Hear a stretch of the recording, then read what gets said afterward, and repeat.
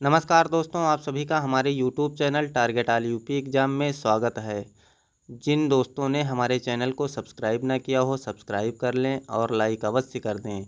तो चलिए दोस्तों, आज हम अर्थशास्त्र का महत्वपूर्ण पार्ट 3 लेके उपस्थित हुए हैं, जिसका पहला प्रश्न ठीक आपके सामने है। तो देखते हैं, पहला प्रश्न दिया है, क्षेत्रीय ग्रामीण बैंक आरआरबी में केंद्र सरकार, राज्य सरकार तथा बैंक की भागीदारी किस अनुपात में होती है। तो क्षेत्रीय ग्रामीण बैंक में केंद्र सरकार, राज्य सरकार तथा बैंक की भागीदारी किस अनुपात में होती है, यह हमें बताना है। तो ऑप्शन फर्स्ट दिया गया है 50 अनुपात 15 अनुपात 35 अनुपात। ऑप्शन सेकंड दिया गया है 15 अनुपात 35 अनुपात 50 अनुपात। ऑप्शन थर्ड दिया गया है 35 अनुपात 50 अनुपात 15 अनुपात। ऑप्शन फोर्थ दिया गया है 50 अनुपात 35 अनुपात 15 अनुपात। तो प्रश्न नंबर 1 का राइट आंसर ऑप्शन फर्स्ट हो जाएगा, क्योंकि क्षेत्रीय ग्रामीण बैंक आरआरबी में केंद्र सरकार का 50, वहीं राज्य सरकार का 15 तथा बैंक की भागीदारी जो बैंक संचालन करता होता है उसकी 35% या 35 अनुपात में होती है। तो चलिए नेक्स्ट प्रश्न पर चलते हैं। प्रश्न नंबर 2 दिया गया है, सही विकल्प चुनिए। ऑप्शन फर्स्ट दिया गया है बैंकिंग नियमन अधिनियम 1949, तो यह राइट मिलान है। ऑप्शन सेकंड दिया गया है बैंकिंग लोकपाल योजना 1995, यह भी बिल्कुल राइट मिलान है। ऑप्शन थर्ड दिया गया है वाणिज्यिक बैंकों का राष्ट्रीयकरण 1969, यह भी बिल्कुल राइट मिलान है। इस हिसाब से हमारा ऑप्शन नंबर फोर्थ इनमें से सभी बिल्कुल राइट हो जाएगा। चलिए नेक्स्ट प्रश्न पर चलते हैं। प्रश्न नंबर 3 दिया गया है, भारतीय लघु उद्योग विकास बैंक सिडबी की स्थापना किस वर्ष हुई। ऑप्शन फर्स्ट दिया गया है 2 अप्रैल 1990। ऑप्शन सेकंड दिया गया है 9 जुलाई 1988। ऑप्शन थर्ड दिया गया है 12 जुलाई 1982। ऑप्शन फोर्थ दिया गया है इनमें से कोई नहीं। तो प्रश्न नंबर 3 का राइट उत्तर ऑप्शन फर्स्ट हो जाएगा, यानी भारतीय लघु उद्योग विकास बैंक सिडबी की स्थापना 2 अप्रैल 1990 में हुई। चलिए नेक्स्ट प्रश्न पर चलते हैं। प्रश्न नंबर 4 दिया गया है, राजस्व व्यय के गैर योजनागत व्यय के अंतर्गत कौन सा व्यय आता है। राजस्व व्यय के गैर योजनागत व्यय के अंतर्गत कौन सा व्यय आता है। ऑप्शन फर्स्ट दिया गया है ब्याज अदायगी। ऑप्शन सेकंड दिया गया है रक्षा व्यय। ऑप्शन थर्ड दिया गया है सब्सिडी। ऑप्शन फोर्थ दिया गया है इनमें से सभी। तो प्रश्न नंबर 4 का राइट उत्तर ऑप्शन फोर्थ हो जाएगा, यानी राजस्व व्यय के गैर योजनागत व्यय के अंतर्गत ब्याज अदायगी, रक्षा व्यय और सब्सिडी, ये तीनों व्यय आते हैं। चलिए नेक्स्ट प्रश्न पर चलते हैं। प्रश्न नंबर 5 दिया गया है, सरकार द्वारा किया गया पूंजीगत व्यय नहीं है। ऑप्शन फर्स्ट दिया गया है भूमि की खरीद। ऑप्शन सेकंड दिया गया है शेयर बाजार में निवेश। ऑप्शन थर्ड दिया गया है विदेशी सरकारों को दिया गया लोन। ऑप्शन फोर्थ दिया गया है स्वास्थ्य शिक्षा पर किया गया व्यय। ऑप्शन तो प्रश्न नंबर 5 का राइट उत्तर ऑप्शन फोर्थ हो जाएगा, क्योंकि भूमि की खरीद, शेयर बाजार में निवेश और विदेशी सरकारों को दिया गया लोन यह सरकार द्वारा किया गया पूंजीगत व्यय है।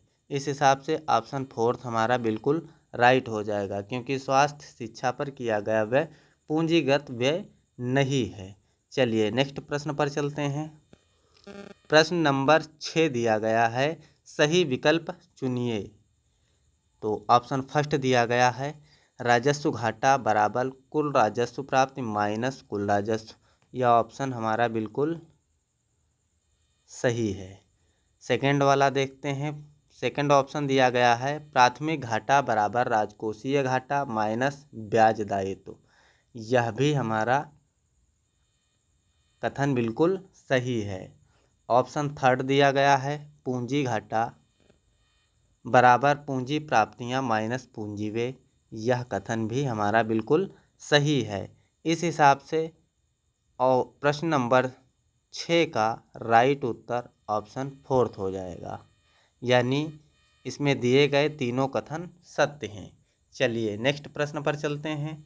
प्रश्न नंबर 7 दिया गया है निम्न में प्रत्यक्ष कर डायरेक्ट टैक्स नहीं है। ऑप्शन फर्स्ट दिया गया है आयकर, ऑप्शन सेकंड दिया गया है निगम कर, ऑप्शन थर्ड दिया गया है संपदा कर, ऑप्शन फोर्थ दिया गया है कस्टम कर।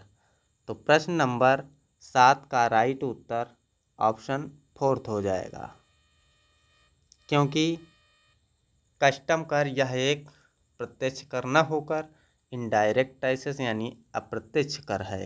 तो इस हिसाब से हमारा ऑप्शन नंबर फोर्थ बिल्कुल राइट है, क्योंकि आयकर, निगम कर और संपदा कर ये तीनों डायरेक्ट टैक्सेस यानी प्रत्यक्ष कर हैं। चलिए नेक्स्ट प्रश्न पर चलते हैं। प्रश्न नंबर 8 दिया गया है वस्तु एवं सेवा कर यानी जीएसटी कब से लागू हुआ। ऑप्शन फर्स्ट दिया गया है 1 जुलाई 2017, ऑप्शन सेकंड दिया गया है 1 जुलाई 2018, ऑप्शन थर्ड दिया गया है 1 जुलाई 2016, ऑप्शन फोर्थ दिया गया है 1 जुलाई 2019। तो प्रश्न नंबर 8 का राइट उत्तर ऑप्शन फर्स्ट हो जाएगा, क्योंकि वस्तु एवं सेवा कर यानी जीएसटी 1 जुलाई 2017 से लागू हुआ। चलिए नेक्स्ट प्रश्न पर चलते हैं। प्रश्न नंबर 9 दिया गया है सही विकल्प चुनिए। ऑप्शन फर्स्ट दिया गया है जीएसटी से संबंधित प्रावधान किस अनुच्छेद में है, यह दिया गया मिलान दिया गया है 246 से। यह बिल्कुल राइट है। तो ऑप्शन सेकंड दिया गया है अंतर्राज्यीय व्यापार में जीएसटी की उपाधि, तो यह भी मिलान हमारा बिल्कुल राइट है। ये चीज़ 269 ए में दी गई है, उपाधि नहीं, यहाँ पर होगा उगाही, उगाही होगा। चलिए ऑप्शन थर्ड देखते हैं। जीएसटी काउंसिल जो है 269 ए में दी गई है, 279 ए में, ये बिल्कुल राइट है। अंतर्राज्यीय व्यापार में जीएसटी की उगाही 269 में दी गई, ये भी राइट है। ऑप्शन थर्ड जीएसटी काउंसिल दी गई है 279 ए में, यह भी बिल्कुल राइट है।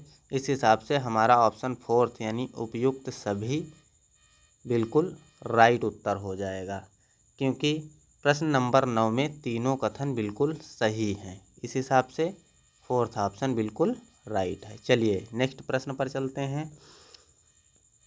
प्रश्न नंबर 10 दिया गया है निम्न में केंद्र सरकार का कर नहीं है। ऑप्शन फर्स्ट दिया गया है केंद्रीय उत्पाद शुल्क, ऑप्शन सेकंड दिया गया है सेवा कर, ऑप्शन थर्ड दिया गया है अतिरिक्त सीमा शुल्क, ऑप्शन फोर्थ दिया गया है मनोरंजन कर।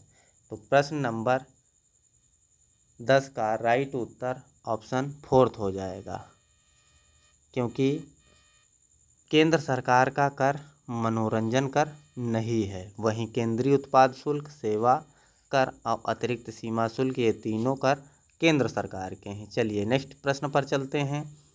प्रश्न नंबर 11 दिया गया है एकीकरण वस्तु एवं सेवा कर किसके द्वारा वसूला जाता है। ऑप्शन फर्स्ट दिया गया है केंद्र सरकार, ऑप्शन सेकंड दिया गया है राज्य सरकार, ऑप्शन थर्ड दिया गया है दोनों के द्वारा, ऑप्शन फोर्थ दिया गया उपयुक्त में से कोई नहीं।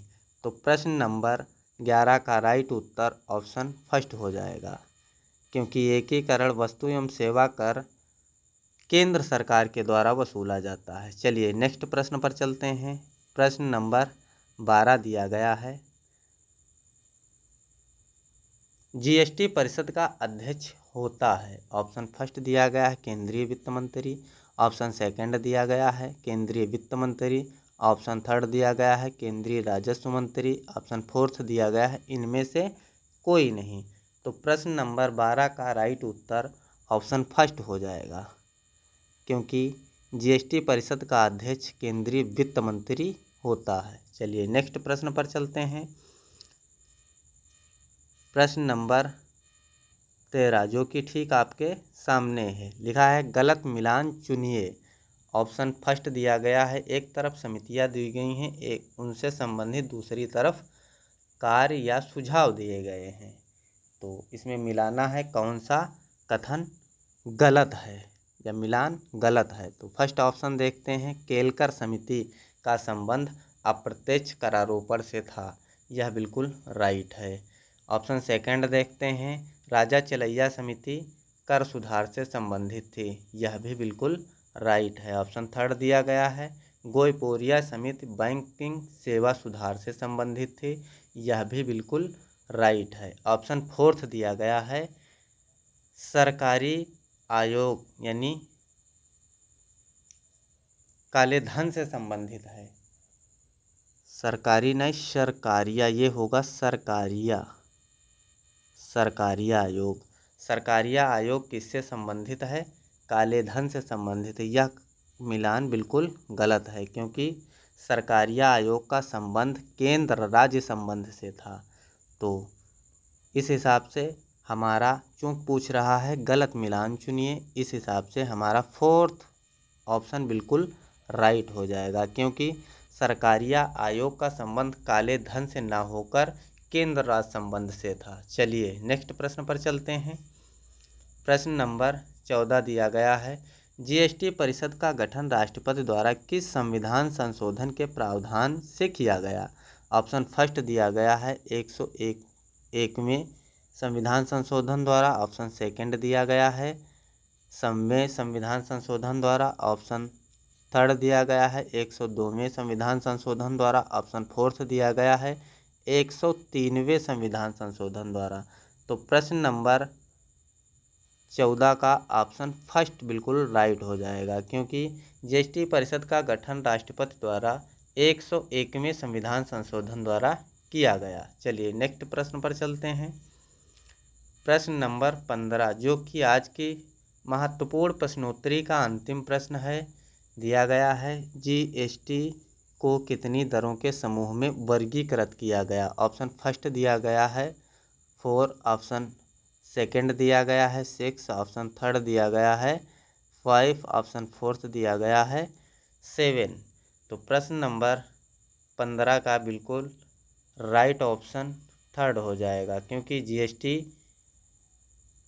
5 दरों के समूहों में वर्गीकृत की गई हैं, जिसमें 0 से लेकर 28 तक 5 दरें दी गई हैं। चलिए आज की हमारी महत्वपूर्ण प्रश्नोत्तरी यहीं पर समाप्त होती है। तो दोस्तों, इसी प्रकार की महत्वपूर्ण प्रश्नोत्तरी पाने के लिए हमारे चैनल को सब्सक्राइब अवश्य कर लें और हमारे वीडियो को लाइक अवश्य कर दिया करें। चलिए फिर मिलते हैं इसी प्रकार की प्रश्नोत्तरी के साथ। तब तक के लिए नमस्कार, धन्यवाद।